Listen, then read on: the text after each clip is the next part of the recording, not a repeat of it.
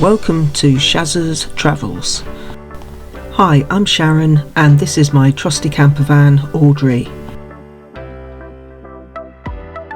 Together we travel the open road, but I also love to jump on a plane or board a ship for new adventures. In this episode we cross the border into France and head towards Peronne, a small town on the banks of the Somme river, before heading to the Lochnagar Crater, the largest crater created by human action in World War I.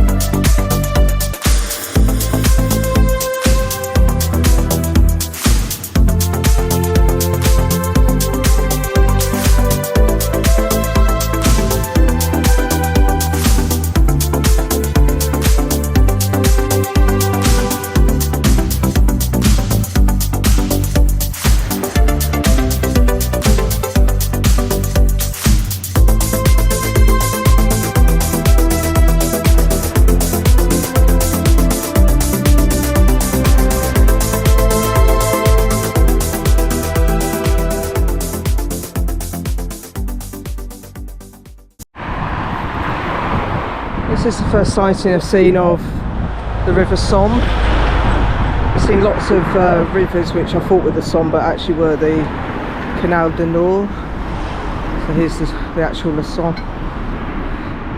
And no bridge, seems to be a bit broken before. So this area around Peronne is very historic, lots to see around here if you're interested in your history, your World War I particularly. When we move on tomorrow we are going to go and see something of interest, so we'll probably film that. But yeah, this is La Somme. Okay, so we're in the centre of Peronne and we're just walking towards the Historia de la Grande Guerre, which is like a museum of the First World War. Just going to show you this area because some of it's quite old.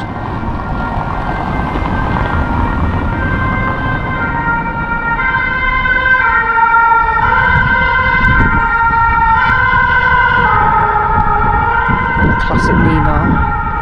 I think that was a fire engine going by. So this building looks pretty old. There's a ghost sign at the top. And down the bottom you've got Le Pub, and there's another pub bar over the side as well. So I'm just going to walk down towards the museum area.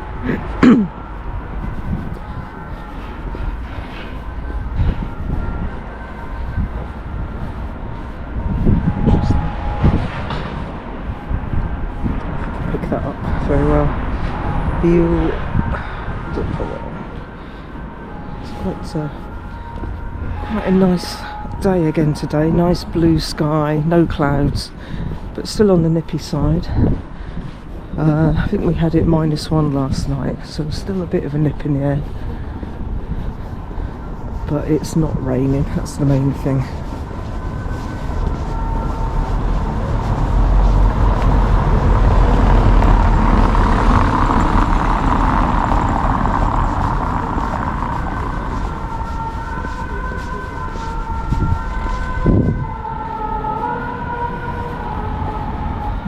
Seen over there, there's a sign that says Circuit du Souvenir, Remembrance Trail. So, like I say, this area is very famous and associated with the First World War. There's a lot of things around here, and across the road.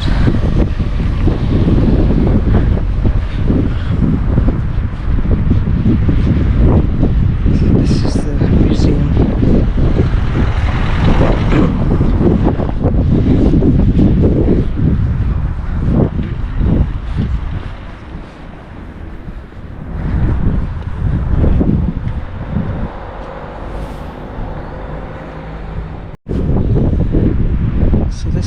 the Church of St John the Baptist in the centre of Peronne.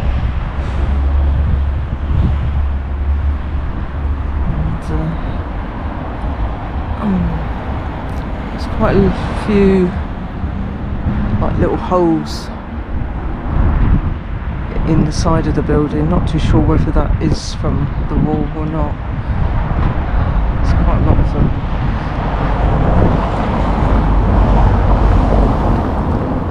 And then as I come around the corner, there's a small statue here.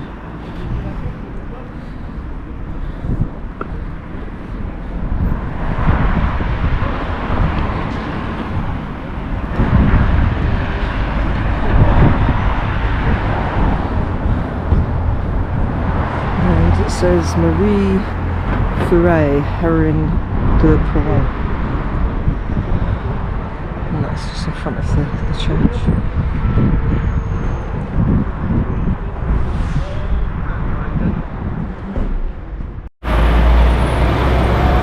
So this is the Hotel de Ville in the centre of the town, so basically the town hall.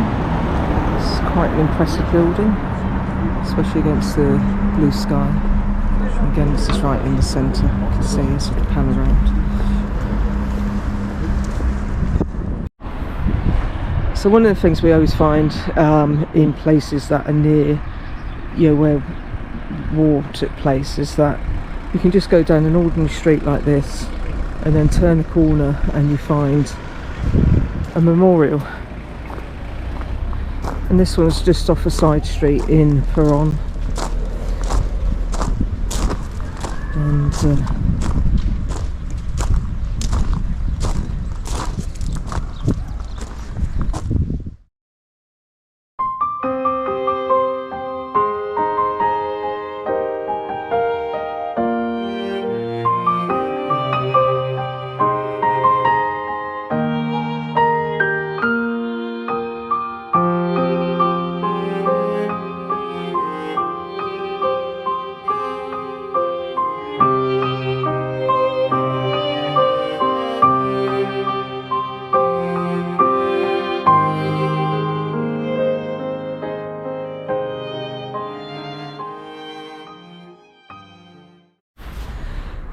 just walking from that memorial, and again turn a corner and there's another interesting building,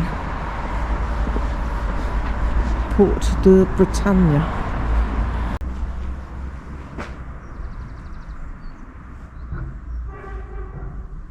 Just going to walk through it and see what's on the other side.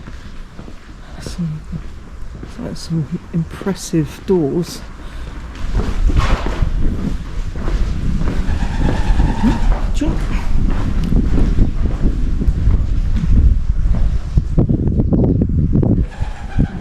Open there. Yeah, this is the mechanism for the drawbridge.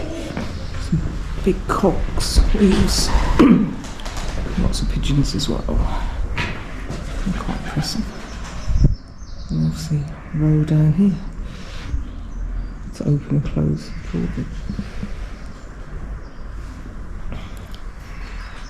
And there's still some huge doors.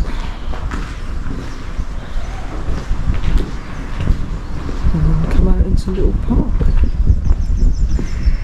And a little bit of a moat.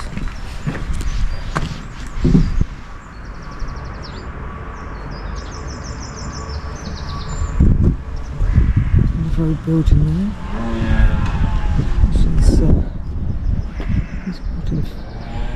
Steps on, I don't feel very secure, so bouncing around a bit.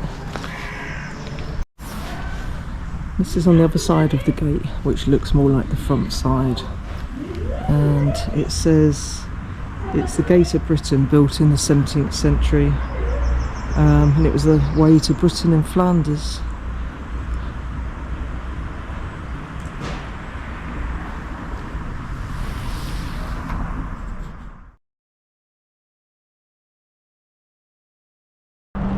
So I'm just about to show you Camping de Port de Plaisance, which is where we're staying here in the edge of Peronne.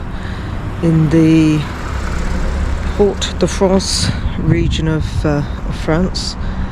So I'm just going to quickly show you around. It's off season at the moment.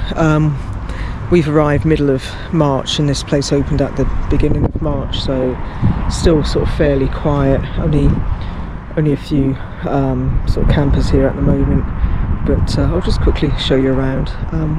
When we first arrived, it did look a bit tired when we came through the gate, but to be honest, the facilities etc.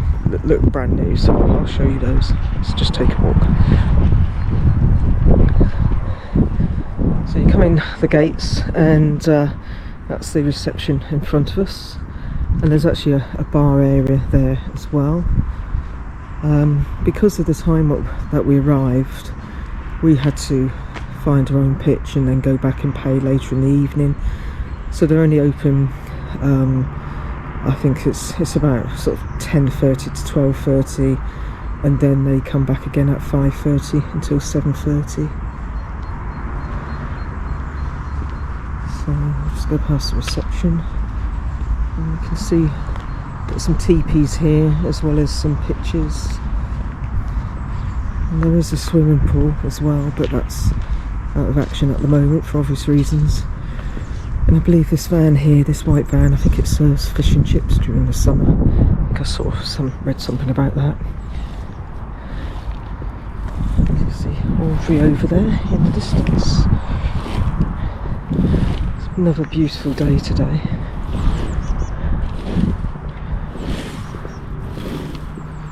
Bonjour. Just in front of me is the toilet block. So there's actually toilets and showers etc. for men and women, separate ones, but at the moment they're closed. So the actual the bit which is open is unisex. I'm not going to go in there with a camera. I have taken some photos though, so I might put them up.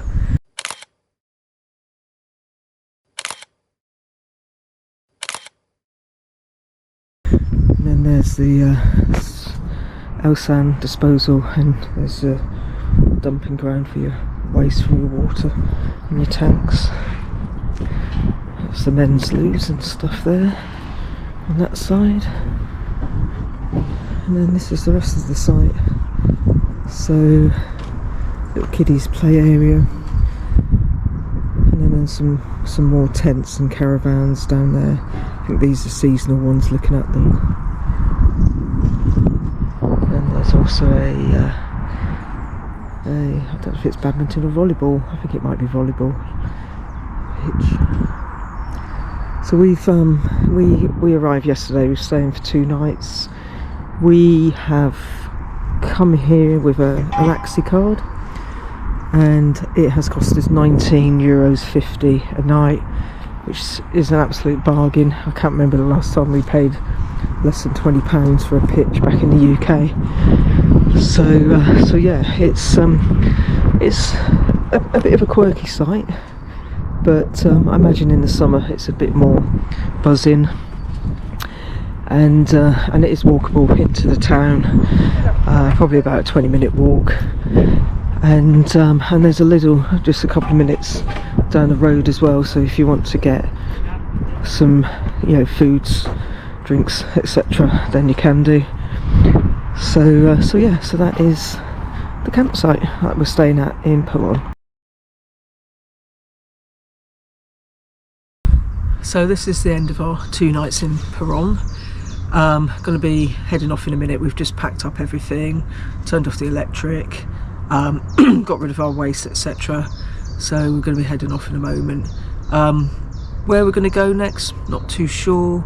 We want to go to the coast, so we've eyed up a place interestingly called Burke on the French coast, just south of Le Touquet. So we might head there, maybe stop along the way and see what that brings. Will we stay there tonight? We don't know until we get there. We'll see what it looks like, but watch this space.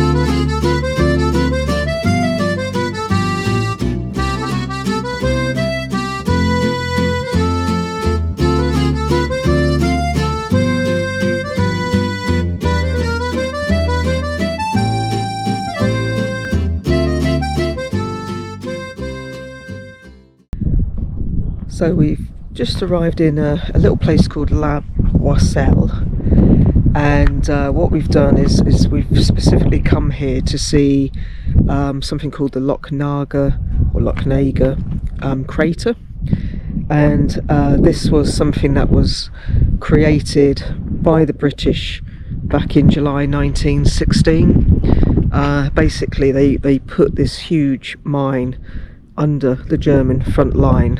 I think it was the what they called the tunnelling core or something like that. They planted the mine, and on the 1st of July 1916 it exploded and has created this huge crater just on the outskirts of La Boisselle.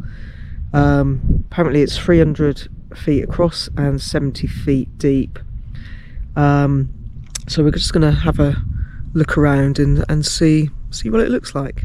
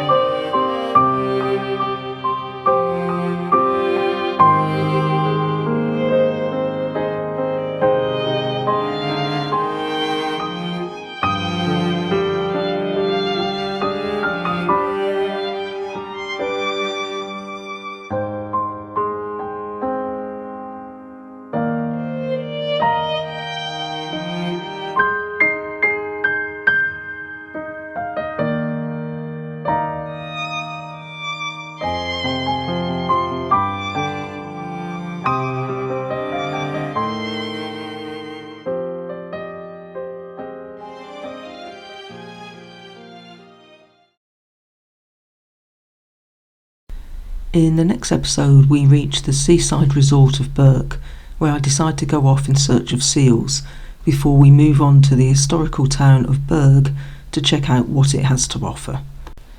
Thanks for watching, and if you've enjoyed what you've seen, don't forget to like, subscribe and ring the bell for notifications.